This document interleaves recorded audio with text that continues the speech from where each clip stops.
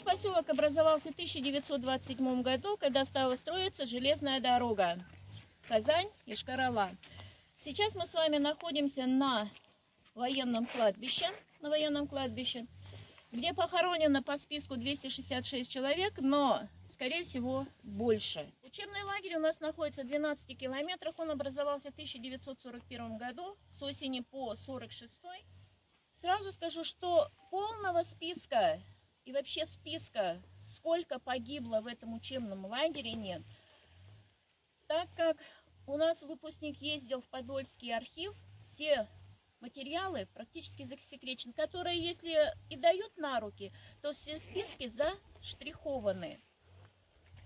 Умерло много, и там есть 100% воинское захоронение, но его мы найти пока не можем. Облысы куелдинде шул лагерінің қапқаты бәне өк. Анда бір Нустан, башқа районна менә Көкмара куйда. Бу Суслан лагеріне мин бәләкәйдән ишетеп үстем инде.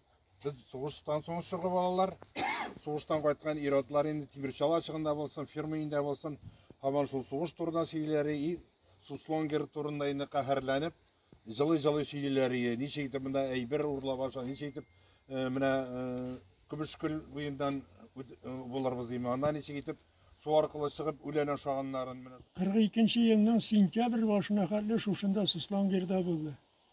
Вот. И шуннан китте Сталинград сугышында, и 42 елның октябрендә әти Сталинградның самый әшәке сугыш вакытында шунда үлде. Әти монда вакытта әни 3 тапкыр килде шушында.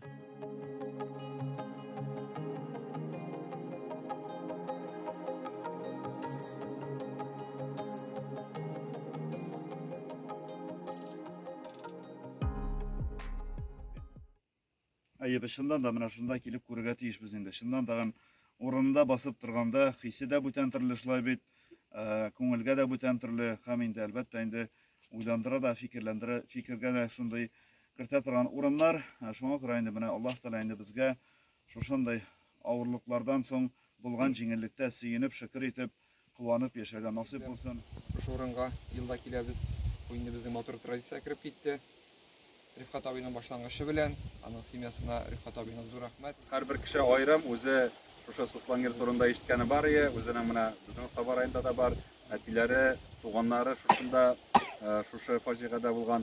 Без инде уйлыйбыз, менә ул бик зур савап дип инде. Без иң беренче безнең якташларыбызны хөрмәт итеп, аларга память, вечная память биреп, 1 минут тынлык игълан итәбез.